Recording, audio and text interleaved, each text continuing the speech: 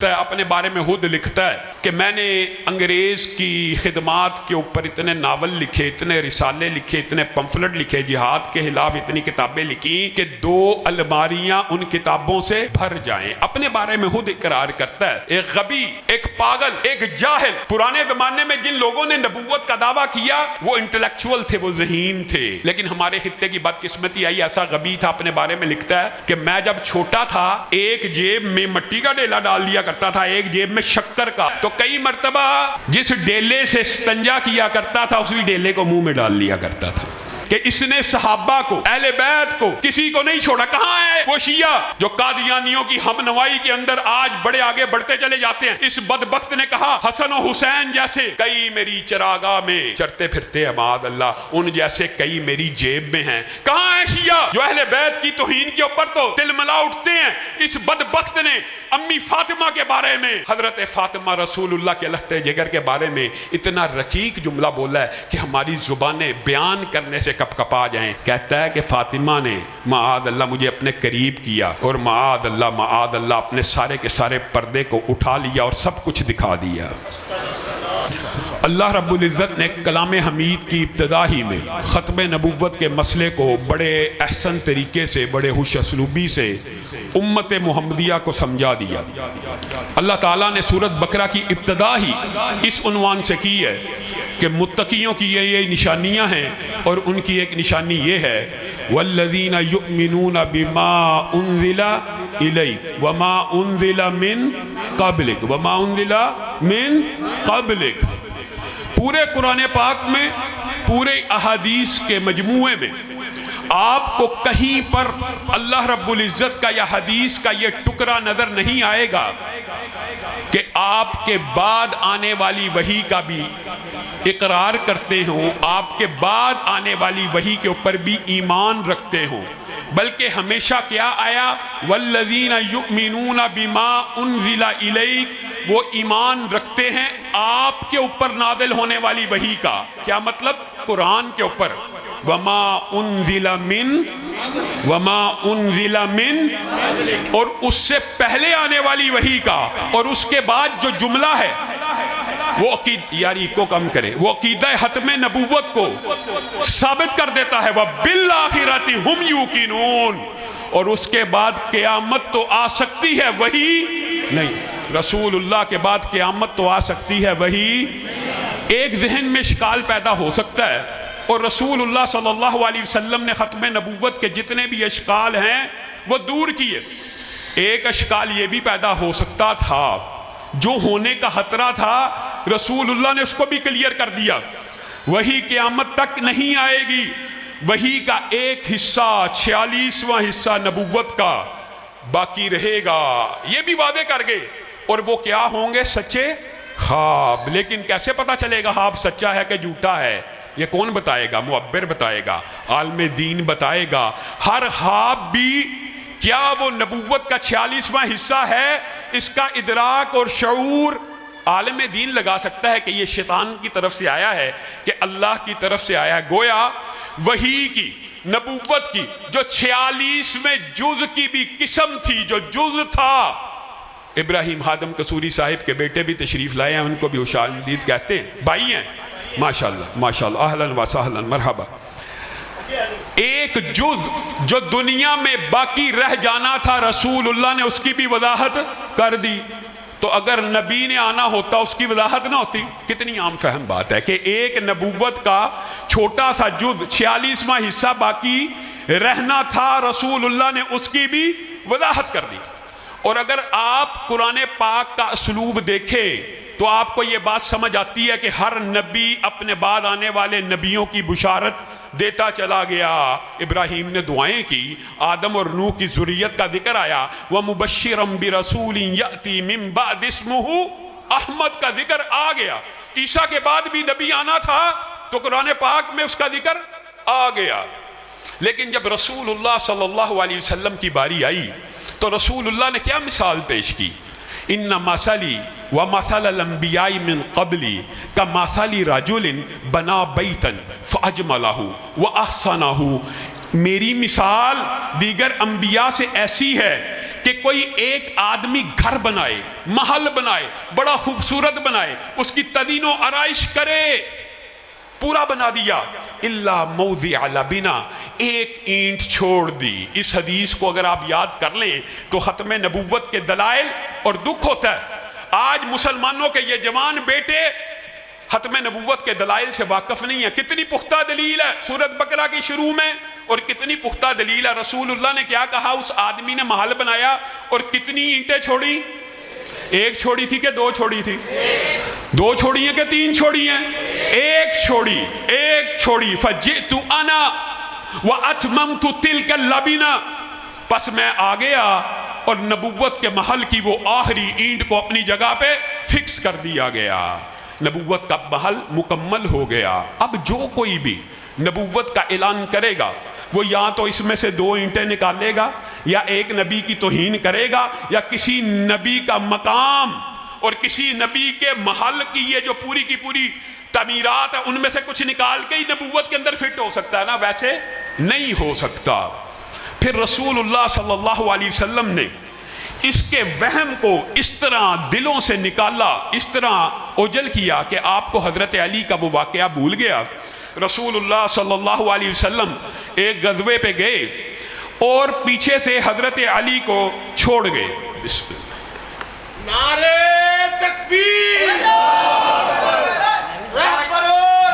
حضرت علی کو پیچھے راہبر بنا کے، امیر بنا کے چھوڑ گئے، اور حضرت علی کو لوگوں نے باتیں کرنا شروع کر دی، اور حضرت علی کو کہا ہاں ہاں گرمی بڑی ہے، معاذ اللہ وہ اتنا جرنیل اور بہادر، ہاں ہاں جتنے طاقتور تھے، جتنے بہادر تھے وہ تو رسول اللہ کے ساتھ چلے گئے ہیں، آج جو کمزور رہ گئے ہیں رسول اللہ انہیں نہیں لے کر گئے۔ حالانکہ یہ وجہ نہیں تھی، لیکن حضرت علی کے دل کو چوٹ لگی اور آپ پیچھے بھاگتے ہوئے رسول اللہ کے پاس پہنچ گئے اور کہنے لگے کہ اس طرح لوگوں نے میرے سے یہ باتیں کی ہیں، نہ کر وہ پھر شہرت، میرے سے باتیں کی ہیں کہ تو بزدل ہے، تو پیچھے رہ گیا، تو کمزور ہے، تو ایسا ہے ویسا ہے۔ تو رسول اللہ صلی اللہ علیہ وسلم ہنسنا شروع ہو گئے اور کہا، ایک رہنما اصول بیان کیا اور رہتی دنیا تک، قیامت تک کے لیے وہ فلسفہ بیان کر کے گئے کہ جہاں بھی ختم نبوت کے حوالے سے اشکال آئے گا رسول اللہ اپنی زندگی میں وضاحت کر کے جائیں گے۔ پہلی بات کیا کہی، اما ترضا ان تکون منی بمنزلۃ ہارون من موسیٰ، اے علی تو اس بات پہ راضی نہیں کہ تیری اور میری وہ نسبت ہے جو موسیٰ کی ہارون کے ساتھ ہے۔ اب یہاں پہ وہم آ سکتا تھا، یہاں پہ اشکال پیدا ہو سکتا تھا کہ موسیٰ بھی نبی ہیں اور ہارون بھی نبی ہیں، ساتھ ہی جملہ کہا الا انہ لا نبی بعدی، علی لیکن ایک بات یاد رکھی، تیری میری نسبت موسیٰ اور ہارون جیسی تو ہے لیکن میرے بعد نبی کوئی نہیں۔ ہلکا سا وہم، ہلکا سا اشکال بھی پیدا ہوا، اور ہمارے یہاں پہ خاص مکتبہ فکر نے اس حدیث کو بڑی عجیب طرح، بات آئی ہے ضمنی طور پہ تو سمجھ لیجیے، بڑی عجیب طرح پیش کیا۔ دیکھیں جی، رسول اللہ صلی اللہ علیہ وسلم نے حضرت علی کو ہارون کی جگہ رکھا اور حضرت علی کو ہارون کا مقام دیا، موسیٰ اور ہارون کی نسبت عطا کی، تو گویا اس حدیث کی روشنی میں حضرت علی پہلے خلیفہ ہیں۔ عقل کے اوپر پردہ ہے، آج کے بعد آپ نے یہ بات بھی یاد رکھنی ہے۔ اگر اس حدیث سے مراد حضرت علی کا خلیفہ بننا ہوتا تو آپ نے صرف ان سے ایک سوال پوچھنا ہے، کیا ہارون موسیٰ کے خلیفہ بنے تھے؟ ہارون تو حضرت موسیٰ کی زندگی میں فوت ہو گئے تھے۔ تو یہاں سے یہ وہم بھی، یہ اشکال بھی کلیئر ہوتا ہے کہ یہ حدیث خلافت کے اوپر دلالت نہیں، قدر و منزلت کے اوپر، بھائی چارے کے اوپر ضرور دلالت کرتی ہے، اور ایک دوسرے کو توانائی اور ایک دوسرے کو سپورٹ دینے کو ضرور بیان کرتی ہے۔ اور پھر آپ حیران رہ جائیں گے، ایک ترجمہ وہ ہے جو مرزا غلام احمد قادیانی قرآن کا کرتا ہے، اور ایک ترجمہ وہ ہے جو رسول اللہ صلی اللہ علیہ وسلم کرتے ہیں۔ خاتم النبیین کا ترجمہ رسول اللہ نے کیا کیا، لا نبی بعدی، میرے بعد نبی کوئی نہیں آئے گا، یہ رسول۔ اور یہ ابن عساکر میں اور دیگر حدیث کی کتب میں یہ حدیث بھی موجود ہے، جیسے آپ ابھی ابو بکر معاویہ بھائی سے پوچھ رہے تھے، تو حضرت آدم کے پاس بھی جب رسول اللہ صلی اللہ علیہ وسلم پہنچے تھے تو آدم نے کہا تھا کون ہے، تو کہا تھا آخر ولدکم من الانبیاء، آپ کی اولاد میں سے نبیوں میں سے سب سے آخری نبی۔ گویا بات واضح ہے۔ پھر بھی ہمارے خطے کی بدقسمتی ہے کہ یہاں پر ایک ایسا شخص پیدا ہوا جو اپنے بارے میں خود لکھتا ہے کہ میں نے انگریز کی خدمات کے اوپر اتنے ناول لکھے، اتنے رسالے لکھے، اتنے پمفلٹ لکھے، جہاد کے خلاف اتنی کتابیں لکھیں کہ 2 الماریاں ان کتابوں سے بھر جائیں۔ اپنے بارے میں خود اقرار کرتا ہے۔ ایک غبی، ایک پاگل، ایک جاہل، پرانے زمانے میں جن لوگوں نے نبوت کا دعویٰ کیا وہ انٹلیکچول تھے، وہ ذہین تھے، لیکن ہمارے خطے کی بدقسمتی آئی، ایسا غبی تھا، اپنے بارے میں لکھتا ہے کہ میں جب چھوٹا تھا ایک جیب میں مٹی کا ڈیلا ڈال دیا کرتا تھا، ایک جیب میں شکر کا، دونوں کا رنگ آپس میں ملتا ہے،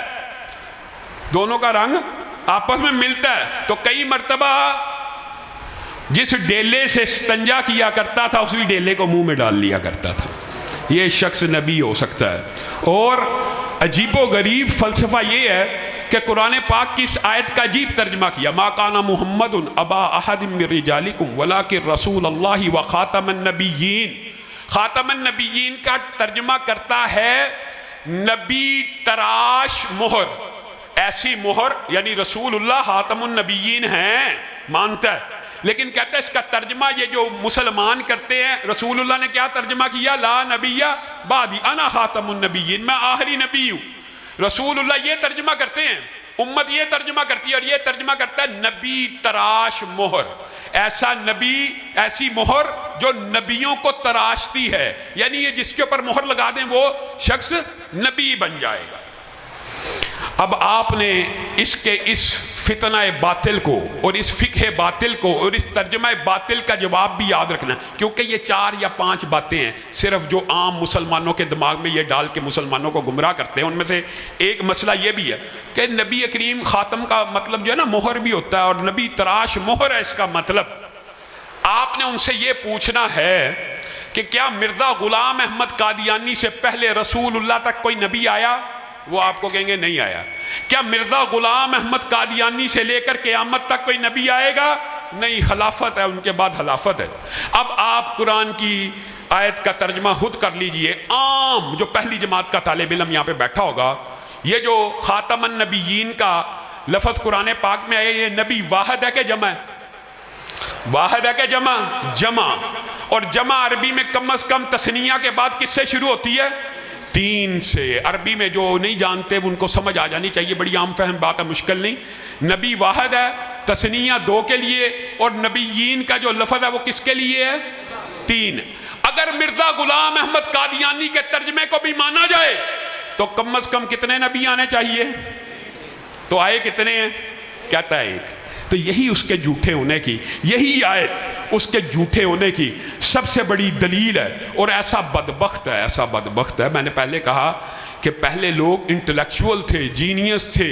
ایک بندہ آیا، اس نے کہا کہ لا نبیہ جو بادی ہے نا، اس میں اصل میں یہ جو لا لفظ ہے، پہلے اپنا نام لا مشہور کیا، لا، کہ میں لا ہوں، اور پھر کہنے لگا، یہ راوی کو وہم پڑا، یہ لا نبی آبادی نہیں ہے بلکہ کیا ہے؟ لا نبی بادی، مبتدا خبر بنا لیا، اور لا نبی آبادی نہیں کیا بلکہ کیا کہا؟ لا نبی بادی۔ اس کا کیا ترجمہ ہوگا؟ میرے بعد نبی لا ہوگا۔ میرے بعد نبی، پہلے اپنے آپ کو لا مشہور کیا اور کہا رسول اللہ نے فرمایا میرے بعد نبی لا ہوگا۔ اس طرح کے، یعنی آپ کو پتہ حدیث میں تحریف اور کیے بغیر تو کوئی بندہ نبوت کا دعویٰ کر ہی نہیں سکتا۔ یہ موضوع بہت زیادہ طویل ہے۔ اور پھر ایک عورت کھڑی ہوئی اور اس نے کہا رسول اللہ صلی اللہ علیہ وسلم نے فرمایا لا نبی آبادی، لا نبیت آبادی کہاں پہ ہے؟ اس لیے عورت نبی آ سکتی ہے۔ اسی طرح ایک شخص نے خلیفہ ہارون الرشید کے دور میں بھی اس بات کا دعویٰ کیا، اور اس نے عجیب مغالطہ ڈالا۔ اس نے کہا قرآن پاک میں نوح نے 950 برس عمر بیان کی ہے، جبکہ اصل ان کی عمر 1000 برس تھی، میرا نام نوح ہے اور میں 50 برس باقی کے پورے کرنے آئے ہوں۔ حضرت خلیفہ ہارون الرشید نے سب سے پہلے اس کی گردن کو کاٹا، اور مسلمانوں کا یہ اجماعی عقیدہ، یہ بات بھی یاد رکھیے گا کہ جو رسول اللہ کے بعد مسلمانوں کا نہیں، صحابہ کا پہلا اجماع رسول اللہ کے دنیا سے چلے جانے کے بعد کس کے بارے میں ہوا تھا؟ مسیلمہ کذاب کے قتل کے بارے میں، پہلا اجماع۔ اور آج کل کا مسلمان ہوتا نا، ہاں یار وہ بھی تو کلمہ پڑھتا ہے، وہ بھی تو قرآن پڑھتا ہے۔ آپ کو پتہ مسیلمہ کذاب کی مؤذن بھی جب اذان دیتے تھے تو اشہد ان لا الہ الا اللہ کے بعد اشہد ان محمد رسول اللہ کہتے تھے۔ آج کے مسلمان ہوتے وہ کہتے بھائی اذان بھی وہی ہے، کلمہ بھی وہی ہے، قرآن بھی وہی ہے، لیکن صحابہ نے یہ اجماع کر کے ثابت کر دیا کہ رسول اللہ کے بعد نہ ذلی آئے گا نہ برودی آئے گا، یہ تشریع آئے گا، غیر تشریع۔ اس نے قوم کو، پاکستانیوں کو عجیب مغالطے میں، پہلے کہتا مجدد ہوں، پھر مجتہد ہوں، پھر مہدی ہوں، پھر ذلی، پھر تشریع، پھر ایسا بدبخت ہے۔ اس کے ماننے والے بھی ایسے بدبخت ہیں، دماغ اسی طرف چلنا شروع ہو گیا ہے۔ کہتے ہیں کہ محمد نعوذ باللہ پھر اتر آئے ہیں ہم میں اور پہلے سے بڑھ کے ہیں اپنی شان میں، محمد جس نے دیکھنے ہوں اکمل، نعوذ باللہ غلام احمد کو دیکھے قادیاں میں۔ اب آپ بتائیے کیا یہ رسول اللہ کی توہین نہیں ہے؟ یہ ایسا بدبخت، آپ حیران رہ جائیں گے کہ اس نے صحابہ کو، اہل بیت کو، کسی کو نہیں چھوڑا۔ کہاں ہے وہ شیعہ جو قادیانیوں کی ہم نوائی کے اندر آج بڑے آگے بڑھتے چلے جاتے ہیں؟ اس بدبخت نے کہا حسن و حسین جیسے کئی میری چراگاہ میں چرتے پھرتے ہیں، معاذ اللہ، ان جیسے کئی میری جیب میں ہیں۔ کہاں ہے شیعہ جو اہل بیت کی توہین کے اوپر تو تلملا اٹھتے ہیں؟ اس بدبخت نے امی فاطمہ کے بارے میں، حضرت فاطمہ رسول اللہ کے لخت جگر کے بارے میں اتنا رقیق جملہ بولا ہے کہ ہماری زبانیں بیان کرنے سے کپ کپا جائیں۔ کہتا ہے کہ فاطمہ نے معاذ اللہ مجھے اپنے قریب کیا اور معاذ اللہ اپنے سارے کے سارے پردے کو اٹھا لیا اور سب کچھ دکھا دیا۔ یہ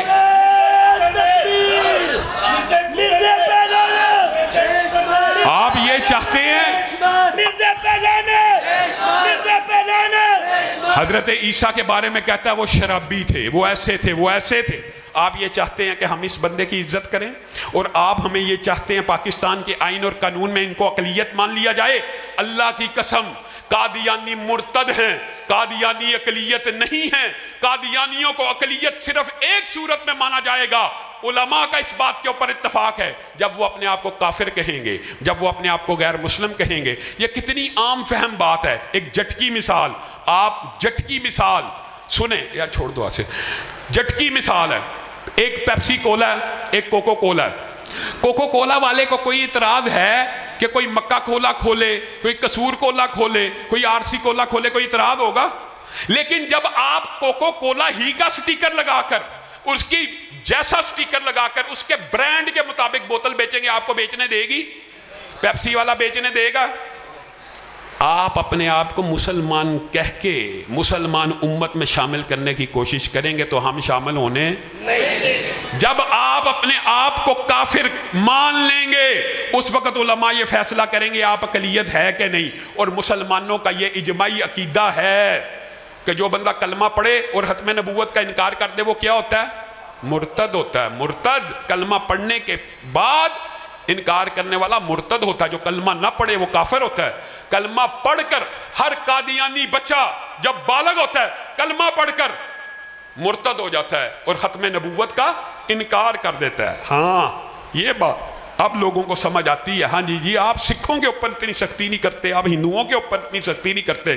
اور بھائی وہ اپنے آپ کو کافر مانتے ہیں، وہ اقلیتیں ہیں، اقلیتوں کے حقوق ہیں، اسلام میں مرتدوں کے حقوق نہیں ہے۔ اگر اپنے آپ کو اقلیت مان لیں گے سارے کے سارے حقوق مل جائیں گے۔ اور مرتد کی سزا اسلام میں قتل ہے، لیکن وہ قتل آپ نے اور میں نے نہیں کرنا۔ کس نے کرنا ہے؟ ریاست کا کام ہے۔ ریاست سے ہم نے یہ مطالبہ کرنا ہے یا ان کو قتل کیا جائے یا ان کو جلا وطن کیا جائے۔ اور ریاست کو اور انتظامیہ کو بھی میں یہ بات کہنا چاہتا ہوں کہ عقل کے اوپر آپ کے کیسا پردہ ہے؟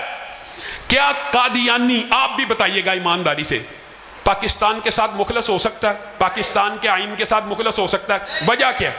اس آئین میں انہیں کافر لکھا ہے، اس آئین میں انہیں کافر لکھا ہے، وہ پاکستان کے آئین کے ساتھ کیسے مخلص ہو سکتے ہیں؟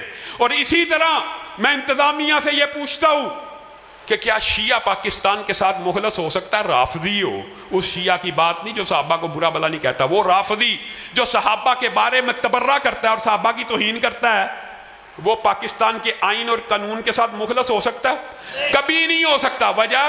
وجہ یہ ہے کہ پاکستان کے آئین میں توہین صحابہ کی سزا لکھی ہوئی ہے۔